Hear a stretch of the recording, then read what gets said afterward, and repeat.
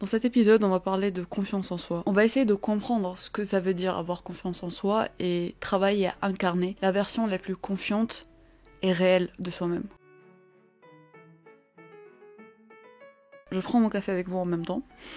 Concrètement, la confiance en soi, c'est le fait de croire. Croire avec certitude en son être, en son avoir et en son donner, ses compétences. Et sur cette base de croyance, on en arrive à être maître de sa propre définition. Ça veut aussi dire que notre définition de nous-mêmes devient affranchie de tout jugement extérieur et de toute expérience de vie, d'échec, d'incompétence. De manière plus perceptuelle ou plus visuelle si vous voulez, on peut voir la confiance en soi chez quelqu'un, ou le manque de confiance en soi chez quelqu'un, dans ce que il ou elle dégage. Dans la gestuelle, la maîtrise du langage corporel, dans sa linguistique, son choix des mots, le débit de parole, dans la façon dont la personne se parle ou parle des autres en leur absence, et dans le comportement et l'attitude générale. Donc si vous le remarquez bien, de manière perceptuelle, la confiance en soi joue beaucoup sur l'exposition, sur le fait d'être conscient de l'attention qu'on porte à nous, du regard qu'on porte sur nous. Et quelqu'un qui a confiance en elle ou en lui va être complètement à l'aise, indifférent ou même avide de cette attention de l'extérieur ou du regard qu'on peut porter sur elle ou sur lui. A l'inverse, quelqu'un qui manque de confiance en elle ou en lui va avoir un langage corporel un peu plus renfermé. Ça va être quelqu'un qui va être plus renconné sur elle ou sur lui, qui va manquer de maîtrise en fait sur sa gestuelle, qui va témoigner beaucoup de timidité, mais pas dans le bon sens du terme. Il y a la timidité qui est très attendrissante, qui est désarmante même des fois, mais il y a la timidité qui émane d'un sentiment de honte, de gêne, d'être regardé. Donc on supporte très mal d'être regardé ou de briller, entre guillemets, parce que le fait de se mettre en avant veut aussi dire qu'on s'expose au jugement des autres, on s'expose à la critique. Donc quand on manque de confiance en soi, on a peur du regard des autres, on a peur de l'attention, parce qu'on ne sait pas si elle va être positive. On veut de l'attention, tout le monde veut de l'attention, hein. Faut arrêter avec il veut de l'attention, on veut tous de l'attention. Mais les gens qui manquent de confiance, ils ont peur de l'attention négative, ils ont peur que les gens remarquent leurs défauts. Vu qu'on est intérieur à nous-mêmes, on pense que les gens vont voir là où nous, on fout les projecteurs sur nous-mêmes. Donc si toi, t'as un complexe, par exemple, t'aimes pas ton nez, tu vas penser que tout le monde va regarder ton nez, alors que tout le monde en a rien à foutre. Ça revient aussi au fait de être conscient des fois de ses propres compétences. Tu sais que tu excelles dans un certain domaine, tu sais que tu es physiquement plus attirant que des personnes qui sont à côté, par exemple. Et tu vas te sentir mal de te mettre en avant quand on te regarde plus. Tu vas baisser un peu le regard, tu vas essayer de changer de sujet de conversation, parce que tu as peur que l'attention qu'on te porte t'attire aussi la haine de tes proches. Donc ça, c'est le risque, on va dire, d'exposition, ou le risque de l'attention, le risque de briller plus que les autres, parce qu'on devient aussi une cible à la jalousie, une cible à la rancune, etc. Personnellement, je décrirais pas ce cas de figure comme forcément un manque de confiance, plus de la réserve forcée. Donc c'est pas forcément un manque de confiance parce qu'on est conscient de ce qu'on vaut, on est conscient de l'image qu'on projette, on est conscient qu'on attire, on est conscient qu'on est compétent, etc. Mais on a peur. Donc le premier point ici à comprendre, c'est que avoir confiance en toi ne devrait pas faire fuir les gens autour de toi, ne devrait pas t'apporter de la haine. Ça peut conduire à ce que tu deviennes une cible de jalousie ou de haine, ou peu importe pour certaines personnes. Mais en quoi est-ce que ça c'est ta faute ? La faute est à la personne qui t'en veut pour ça, c'est à elle de upgrade son niveau pour devenir confiante, etc. Elle n'a pas à t'en vouloir pour ça. Donc t'as pas à tamiser ta lumière pour te faire accepter ou pour être au même niveau que les autres ou pour ne pas être une cible pour te couvrir en fait. Les gens qui t'aiment réellement ne vont pas chercher à éteindre ta lumière, au contraire. Ils vont t'encourager à briller. T'auras même des gens qui vont dire ouais t'es trop prétentieux, tu penses qu'à ta gueule, t'es égoïste ou quoi parce que t'as confiance en toi. Tu as le droit d'avoir confiance en toi, tu as le droit de dire oui je peux le faire. Oui, je sais que je suis capable.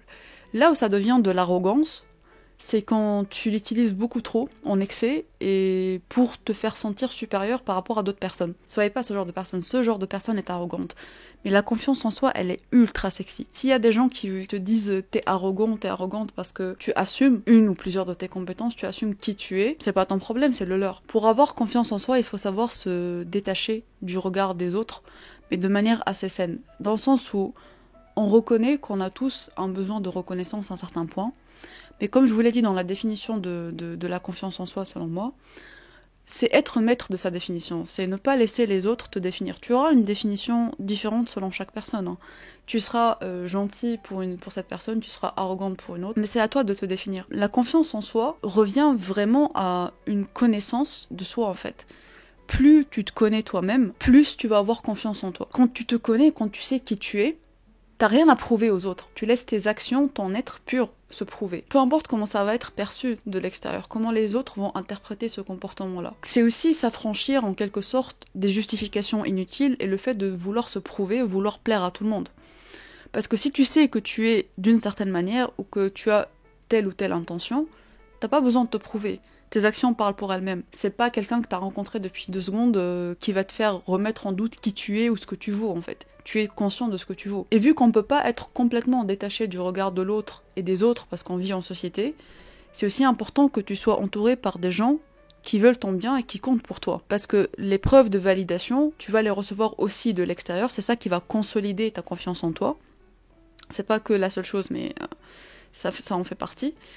Donc que d'autres personnes qui ne comptent pas pour toi disent quelque chose contraire ou quelque chose de méchant pour toi, ça va rien te faire en fait. Les gens qui comptent pour toi savent qui tu es. Et plus important, tu sais qui tu es. La confiance en soi va aussi beaucoup se gagner en tenant tes engagements envers toi-même.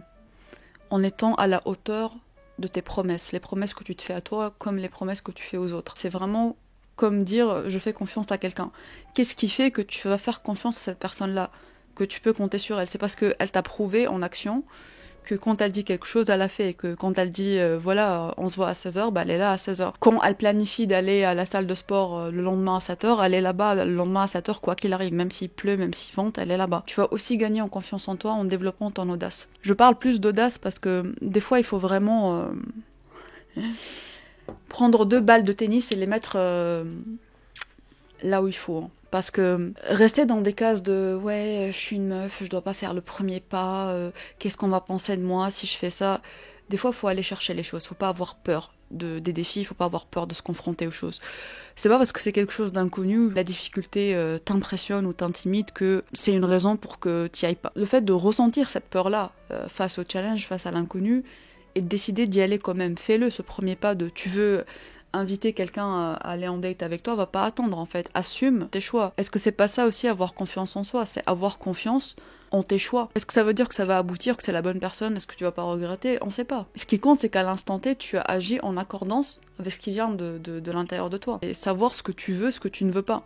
Ce que tu ne veux pas, tu vas l'éviter. Tu vas pas t'y conformer parce que tu veux plaire à tel ou tel, ou parce que tout le monde fait ça, ou parce que tout le monde ne fait pas ça, t'en as rien à foutre. Et parallèlement, tu sais exactement ce que tu veux. Et si c'est ce que tu veux, tu vas le chercher. Qu'est-ce qui va t'empêcher d'aller chercher ce que tu veux, si ce n'est la peur ? Et c'est ça qui est intéressant, c'est que la peur, c'est une condition au courage. Et donc, vu qu'on parle d'audace, là, je vais tailler directement dans le gras.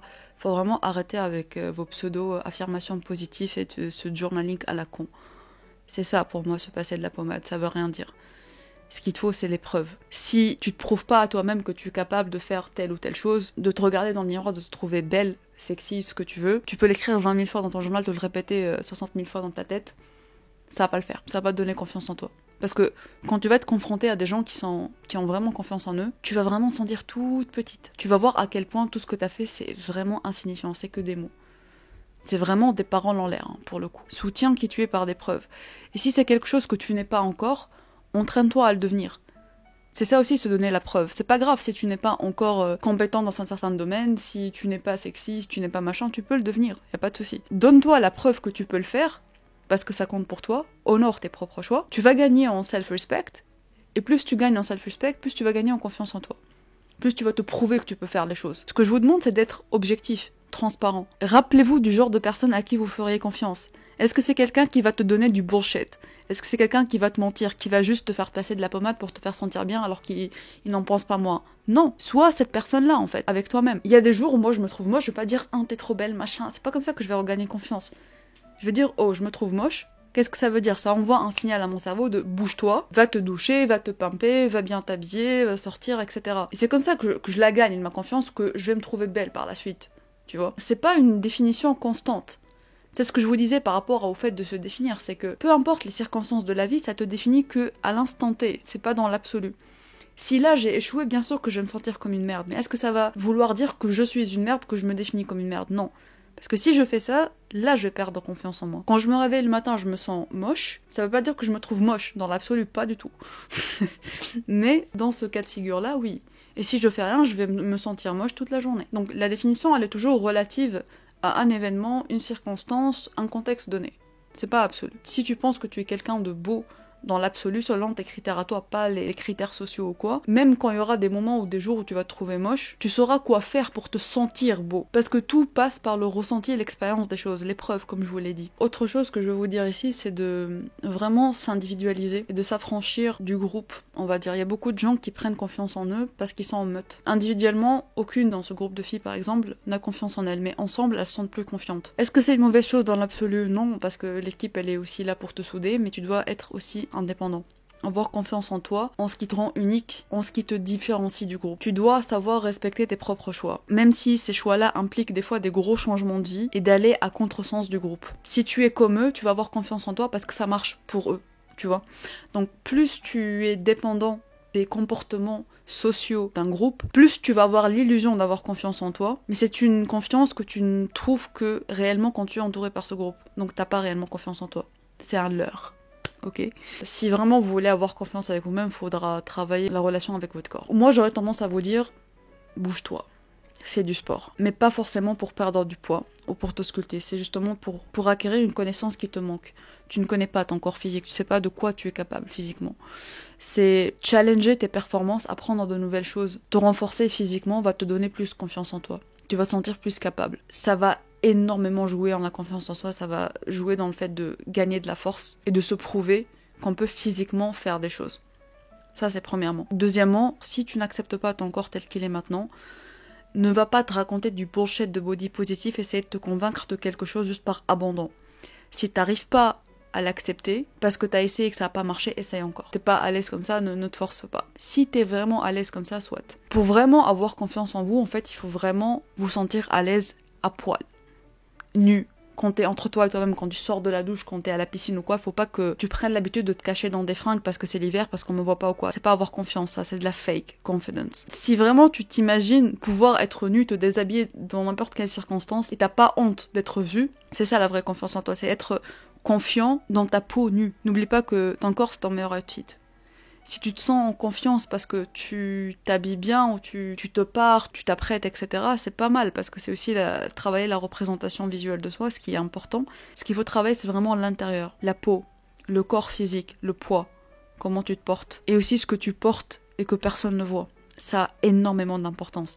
Si vous voulez vraiment gagner plus 20 points de confiance, mettez de la belle lingerie. Je dis ça pour les femmes, mais aussi pour les hommes. Il y a des hommes qui mettent de la lingerie. Quand vous mettez de la belle lingerie pour vous, pas pour une occasion, pour la Saint-Valentin, pour je sais pas quoi, ça va augmenter ton level de confiance. Parce qu'il y a que toi qui sais à quel point t'es une bombasse en dessous, personne ne le sait.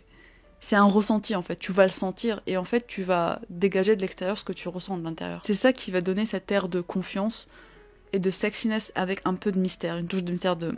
tu sais pas, il y a que moi qui sais. En même temps, tu peux acheter toute la belle lingerie du monde, tu peux acheter toutes les belles fringues du monde, si tu n'es pas à l'aise dans ton corps, il faut travailler ta relation avec ton corps. N'oubliez pas, rien n'est fixe en fait. Et c'est que des kilos en trop, c'est que des bourrelets. Et alors, le corps peut changer. Tu peux devenir ce que tu veux.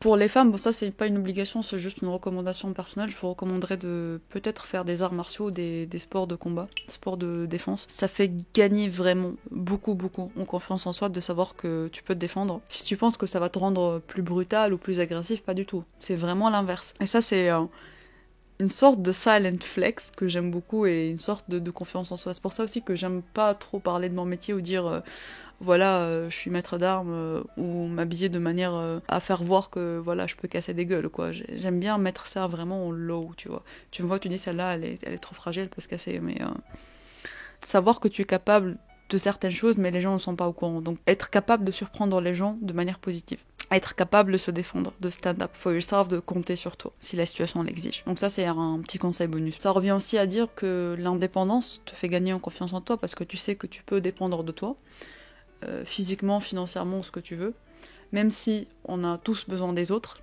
parce qu'on vit en société, mais de manière globale, tu peux subvenir à tes propres besoins, tu peux te défendre, tu peux faire ce que tu as envie de faire. J'ai encore 2 dernières choses à vous dire avant de vous lâcher.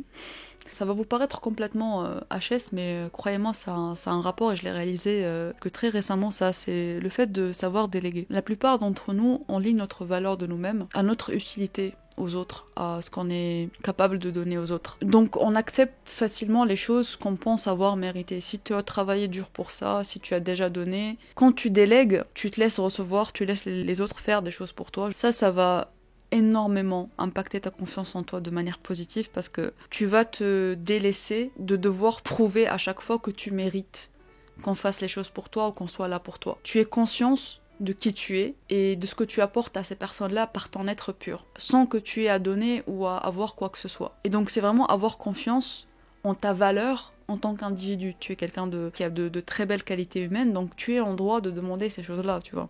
T'as pas besoin de les prouver, de donner quoi que ce soit, ou de les mériter, entre guillemets, parce que si ces gens-là t'ont choisi dans leur cercle d'amis, si tu comptes pour eux, ils seront aussi capables de te servir comme toi tu les sers. La confiance ou le manque de confiance, c'est toujours par rapport à un moment donné, une situation donnée. On peut pas être bon partout.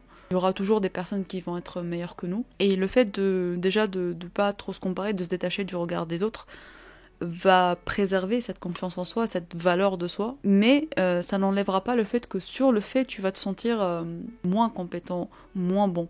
Ça, c'est normal. Prouvez-vous la valeur que vous pensez détenir, à vous-même déjà, apportez de la valeur autour de vous, traitez-vous comme quelqu'un de précieux, et c'est comme ça que les autres aussi vont voir votre préciosité, vont vous traiter comme quelqu'un de précieux. Et voilà, moi je vous laisse sur ça. Je vous invite à commenter, à me dire quel est votre rapport à la confiance, si vous avez confiance en vous, ce que vous avez pensé de l'épisode. Moi je vous retrouve au prochain, prenez bien soin de vous, ciao ciao.